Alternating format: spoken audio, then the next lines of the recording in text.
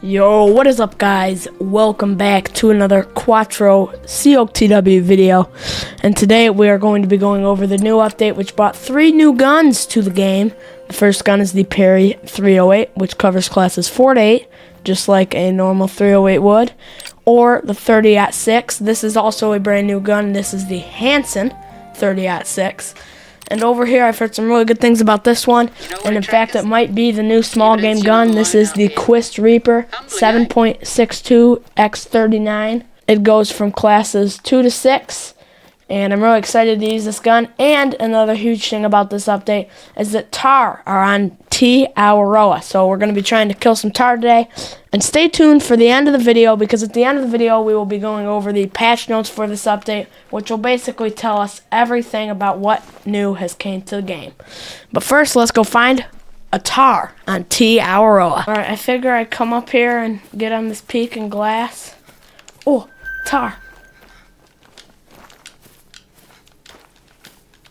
What do we got in there?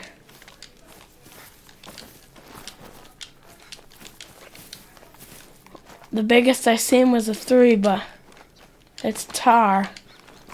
So I'm definitely gonna go after them. I mean, we're pretty much 328. Want to take a shot from far range with the new gun. This is the Hansen 30-06. Let's take it.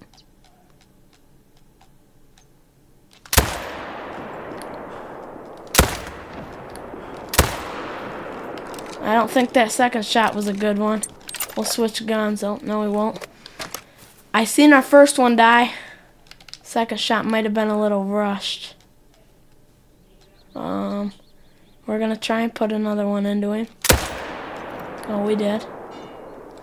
He'll go down now. It just will be a minute. We'll look around for some more tar, but sweet. We got our first tar down on T Awaroa. Alright, let's go get this tar. Alright, we do have a glitch chamois here, and a couple of tar. We'll try and take the tar first, as they're not glitched. Is there a male? Oh, I wanted a male. I don't know if I'll shoot a female. Well, here's the glitched chamois. So we're going to use the Quist Reaper and see how that works on him. That was the Quist Reaper. Oh, here comes some chamois down the mountain. We'll leave him. We'll let him pass. Here's our tar. Pretty cool looking. Hit him in just a single lung with the 30-06. The new gun. That sounded pretty good too when I shot the 30-06. That was a really good sound. Here's our chamois. Heart shot him with the Quist Reaper. This was up close, so we can't really give that a good test. And let's go track down our other tar. I just found some chamois. I'm going to shoot at this guy. If he turns for me. Oh, bad shot. Oh, he's dying quick. Oh, missed him. Let's go get our tar. Oh, we're getting stampeded. I don't know what they are. I'm going to get the 308 out because we haven't used it yet.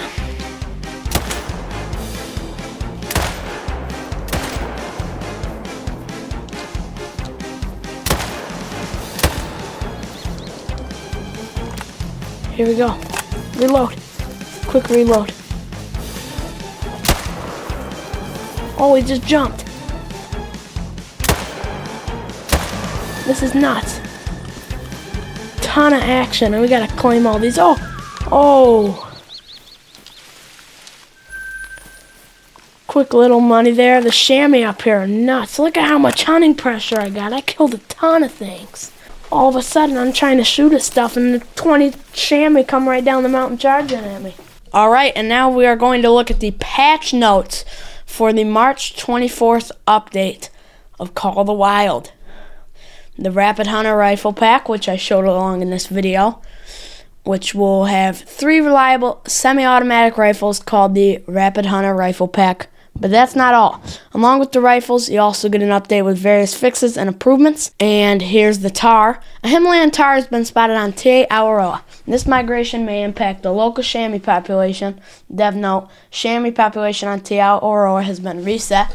So basically they got a pop reset, and you're going to have to refine your zones for them. But that's also a good thing because now there may be some pre-spawn diamonds on your map. A number of weapons had their scope attachment points reviewed and redone. This also means that many weapons had their accuracy refined, which is very nice. And here's some bug fixes, which I'm really excited about. Fixed an issue where snow leopards would sometimes get stuck vaulting. An issue where waterfowl would get stuck in the air on multiplayer. Floating rabbit burrows on Hirschfelden. Ground birds should no longer appear to bounce up after being hit in the air. Turkeys can now start flying again after being flushed. Geese weren't honking enough. Now they're having a honking good time. Blood clues for waterfowl will now drop in the right locations.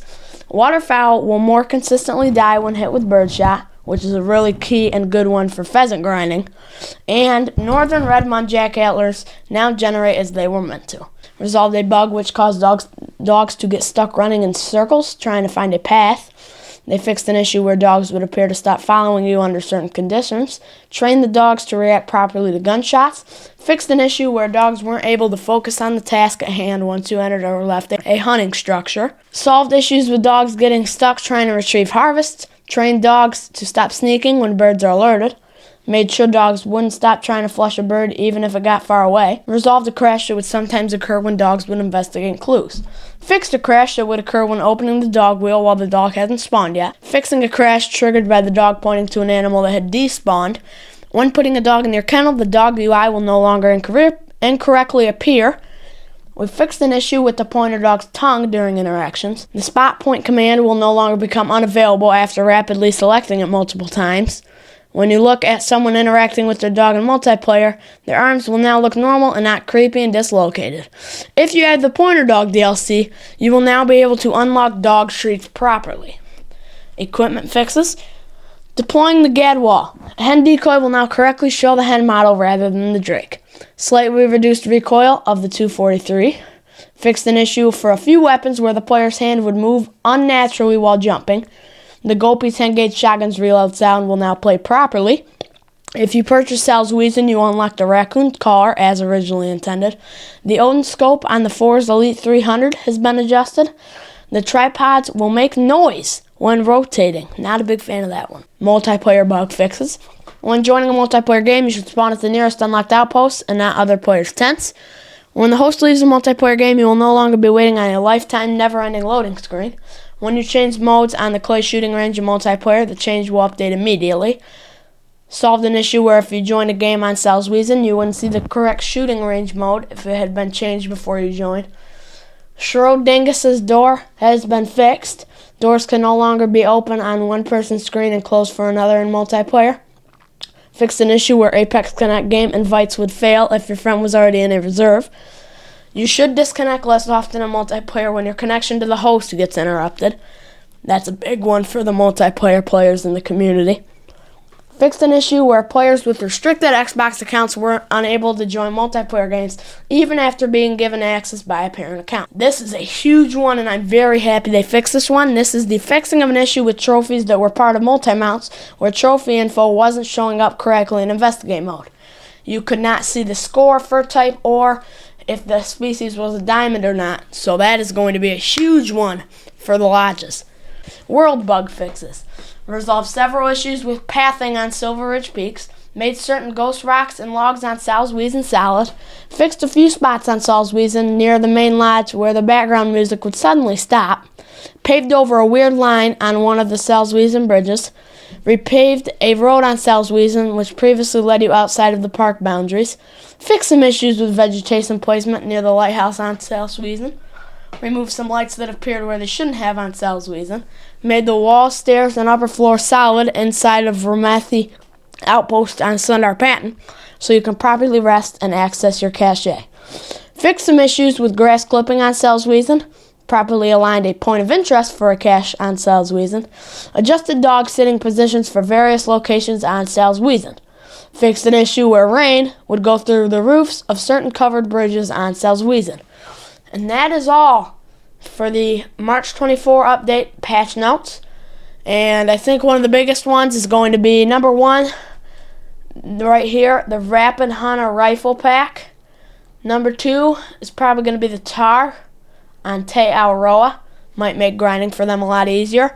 But yeah, that's pretty much it for the new update. There's a lot of new cool stuff, and we still have yet to get a great one this year. So hopefully we get one in the June or December update. And the June and December update should both come with maps. So I'm really excited to see what maps do come with that. And I appreciate you guys so much for watching today's video. And be sure to tune into the live streams, as we have a really fun time there, and I respond to chat very often. And I really want to help you guys out, so make sure you join the live stream and talk to me about any questions you have about the Hunter Call of the Wild. And that's going to be it for today's video. Peace out.